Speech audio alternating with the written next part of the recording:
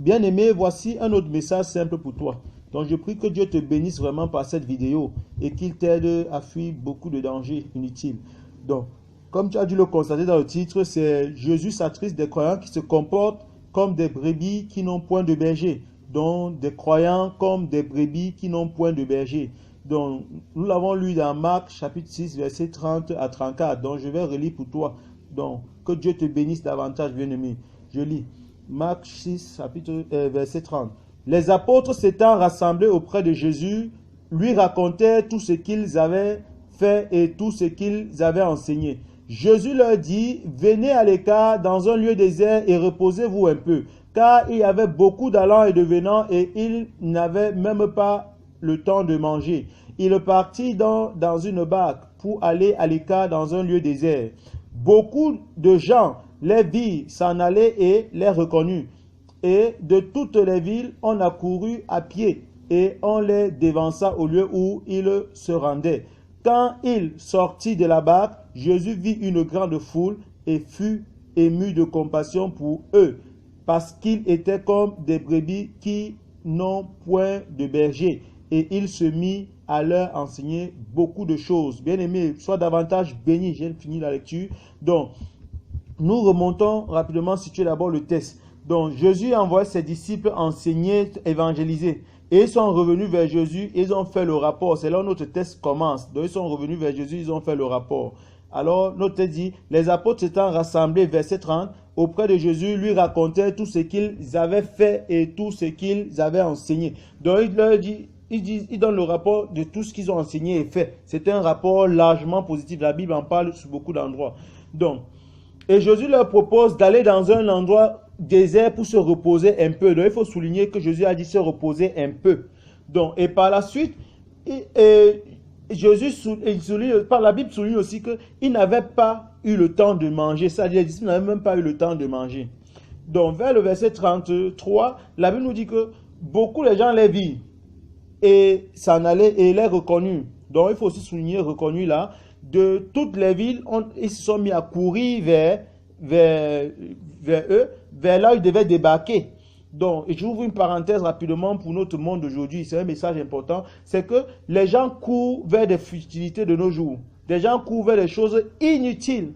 Et ce qui court dans le monde, c'est vraiment ce qu'on vient de dire là, c'est-à-dire des futilités. Si nous prenons l'exemple des réseaux sociaux, le message qu'on partage le plus rapidement, c'est le message qui parle des catastrophes, qui parle des blagues, qui parle des nouvelles économiques, qui parle de l'actualité. Mais ce qui concerne le salut de l'âme, la vie de l'âme, ce qui peut être important pour le salut de l'âme, ça se partage facilement. Les gens courent très peu vers là. Je ferme la parenthèse et je vais évoluer. Au verset 34, la Bible dit, Jésus vit une grande foule. Donc Jésus va apercevoir la grande foule et fut ému de compassion pour eux. Donc, Jésus est attristé de voir la grande foule, n'est-ce pas? Pourquoi? Parce qu'ils étaient comme des brebis qui n'ont point de berger. Donc, quand Jésus les voyait se diriger comme des brebis qui n'ont aucune direction, ça l'attristait. Et il se mit à leur enseigner beaucoup de choses. Ensuite, alors Jésus a vu qu'ils avaient un besoin d'enseignement. Il s'est mis à les enseigner.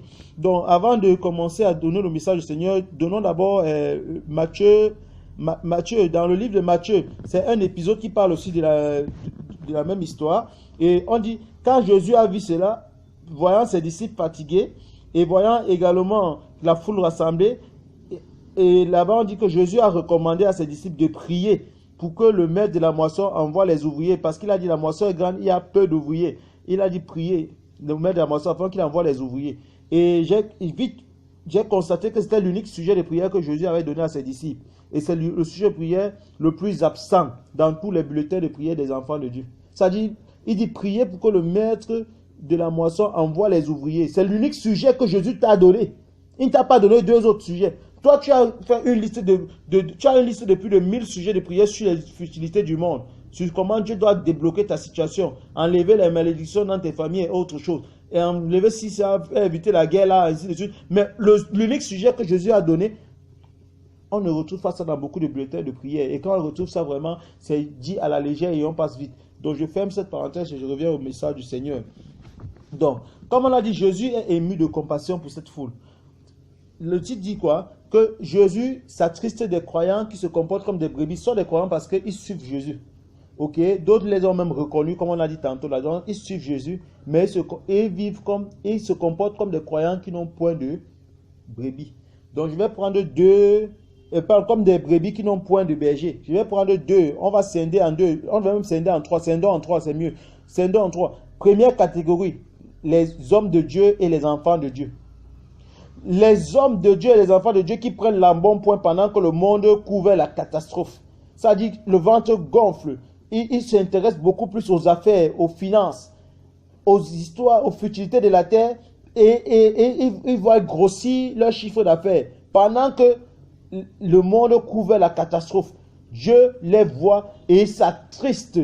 Ils sont des croyants comme des brebis qui n'ont point de berger. C'est-à-dire dirigés par le monde et non par leur berger. Donc c'est fini pour eux. Donc vraiment, je m'arrête là. Je vais prendre d'autres personnes. Donc prenons maintenant ceux qui ne sont pas hommes de Dieu, mais qui connaissent Dieu, c'est-à-dire des religieux, des chrétiens. Comme on le dit régulièrement là, des chrétiens tout simplement qu'on a selon le monde. Donc, on dit d'autres le reconnurent, une fois de plus. Ils le reconnurent, mais ils accoururent encore vers lui. C'est-à-dire, ce sont ces gens-là qui pensent qu'en courant derrière les hommes de Dieu, ils sont en train de suivre la volonté de Dieu. Jésus dit non. Ce n'est pas en courant vers les hommes de Dieu que tu suis la volonté de Dieu. Parce que ceux qui couraient là, quand Jésus les a vus là, ils sont comme des brebis qui n'ont point de berger. Ils les ont reconnus parce qu'ils les ont reçus. Ils les ont reçus, on les a enseignés. La parole enseignée devait prendre vie en eux. Oui, puisque Dieu devait, s'ils avaient reçu Christ, Christ étant vivant, il devait donner la vie à leurs âmes. Il devait s'élever pour œuvrer pour Dieu, pour sensibiliser les autres, pour appeler les âmes au salut. Pour aller évangéliser, pour partager, mais ils sont encore en train de courir. Et Jésus dit, ils sont comme des brebis qui n'ont point de berger. C'est triste. Jésus coule les larmes pour eux. Ils pensent que c'est en courant d'une mission évangélique à une autre mission évangélique, d'un homme de Dieu à un autre homme de Dieu, d'un faiseur de miracles à un autre faiseur de miracles, qui sont en train de faire la volonté de Dieu. Dieu dit non, ils sont comme des brebis qui n'ont point de berger. Il y a un message vraiment que Dieu nous avait donné une fois. Bon, on va revenir dessus plus tard. Donc, nous sommes sur la deuxième catégorie. Ok? C'est-à-dire, c'est pas parce que tu cours vers les hommes de Dieu, que tu lis la Bible tout le temps, que tu es en train de suivre la bonne direction. C'est faux. La bonne direction, c'est dans l'obéissance à ce que tu as lu dans la parole de Dieu. C'est dans la mise à disponibilité, tu te rends disponible plutôt, c'est ce que Dieu dit, pour servir Dieu. C'est là-bas que tu seras dans la bonne direction. Mais si c'est que tu es seulement en train de courir d'un homme de Dieu, tu cours de programme en programme, on l'a dit, voilà un programme d'affermissement, voilà un programme de prière, voilà un programme de jeûne, tu es là en train de courir à gauche, à droite. Ça dit, tu ne sais même pas pourquoi est-ce que tu le fais. Bon, tu dis non, c'est en faisant ça que je suis en train de servir Dieu. Quand Dieu les a vus venir, même ceux qui les ont reconnus là, il a dit, ils sont comme des brebis qui n'ont point de berger. C'était triste pour Jésus, il a coulé la larme. Donc prenons la dernière catégorie, parlons du monde en gros. Dans le monde, beaucoup de personnes sont comme des brebis également qui n'ont point de berger. Il s'agit plus exceptionnellement des croyants et des hommes de Dieu, ainsi de suite. Il s'agit du monde.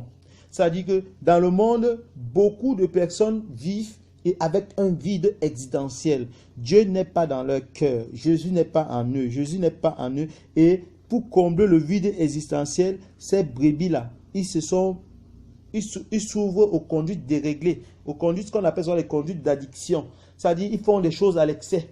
Peut-être ils apprennent trop, peut-être ils travaillent trop, peut-être ils sont dans le tabagisme, l'alcoolisme, trop de médisance, trop. C'est-à-dire qu'ils s'ouvrent aux choses, c'est-à-dire aux pratiques. Ils s'ouvrent aux pratiques. Souvent, ça peut être des bonnes pratiques comme apprendre et travailler, mais ils le font tellement. Quand même que c'est ça l'objectif de leur vie sur la terre. Ok? Alors que ce n'est pas l'objectif de leur vie sur la terre. C'est-à-dire, quand on dit question existentielle, il s'agit des questions de pourquoi est-ce que je vis? Pourquoi est-ce que je suis dans le monde? Quel est l'objectif de ma vie dans le monde? Qu'est-ce que Dieu attend de moi, le Créateur attend de moi? Ces questions-là, ils ne se les posent pas. Ils n'ont même pas de réponse à ces questions. Et pour combler ce vide-là, ils préfèrent errer comme des brebis qui n'ont point de berger, c'est-à-dire sans direction. Voilà ce que la parole de Dieu voudrait qu'on partage avec vous aujourd'hui. C'est-à-dire comme des brebis sans direction. Et il y en a plein comme ça dans le monde. Et Dieu veut des personnes disponibles pour aller vers eux. Pas des personnes qui vont s'intéresser seulement à prier pour que Dieu leur bénisse avec le travail, que Dieu leur bénisse avec ci et ça. Il veut des personnes qui vont aller sensibiliser les gens pour dire que la science ne va pas te sauver. Ton travail ne va pas te sauver. bientôt ta vie va terminer. Ça veut dire ton épisode de vie sur la terre, c'est maximum pour 100 ans. Hein? Il y a même, c'est qui là? Moïse qui a dit que c'est la durée de vie de quelqu'un, c'est 70 ans. Sur la terre, elle est plus robuste. Ok? Donc, et c'était une époque où les gens vivaient plus de 130 ans. Moïse voulait qu'on ait vu que c'est la période où l'homme sur la terre est largement lucide pour recevoir Christ. Donc, évoluons et finissons avec. C'est-à-dire, dans le monde, il y a plein de brebis perdues. Et les chrétiens doivent se mettre en peine pour ces âmes perdues. C'est-à-dire, se rendre disponibles. Si toi, tu ne reçois pas de Dieu pour partager avec eux, au moins arrête de les envoyer les blagues, les saletés et envoie les messages importants. Au moins, tu n'es pas obligé. Tu peux prendre un verset important, tu leur envoies cela. Tu n'es pas obligé de dire que bon, je vais les enseigner parce que la Bible dit que tous ne se mettent pas à enseigner. Mais au moins, rends-toi disponible pour dire à ton ami que la chose la plus importante pour toi, c'est de lire la parole de Dieu. Rends-toi disponible au moins pour que quand tu as un message important, que tu dises, bien aimé, prends aussi et tu écoutes. Même si c'est ton collègue, même si c'est quoi. Mais quand c'est pour envoyer les blagues, tu es rapide là-dessus. La Bible dit qu'il y a beaucoup dans le monde qui errent. Ils sont sans direction, aucune direction. Dieu ne dirige pas leur vie et ne contribue pas à leur malheur de la sorte. Sois comme Jésus. Mets-toi en compassion pour ces âmes et apprends à leur donner ce qui va les aider à sortir de là. Parce qu'ils ont mis leur cœur dans ce que le monde leur a demandé de mettre le cœur dedans. C'était des futilités. Et toi, aide-les. Aide-les si tu as reçu Christ dans ta vie. Si tu n'as pas reçu Christ, c'est le moment pour toi de dire que je vais arrêter d'errer dans le vie. En travaillant, que je travaille de façon directionnelle, c'est-à-dire avec la bonne direction que Dieu a mis en moi. Parce que Dieu est existant en moi. Ok? Il est important que avant de faire quoi que tu fasses sur la terre, que tu le fasses dans le sens de Dieu. C'est-à-dire avec Dieu en toi. Donc que Dieu te bénisse et qu'il t'accorde vraiment d'être épargné de toutes ces situations tristes-là. Et qui te donne d'être utile comme un instrument en ses mains pour œuvrer pour le salut des âmes. Sois béni au nom de Jésus. Amen.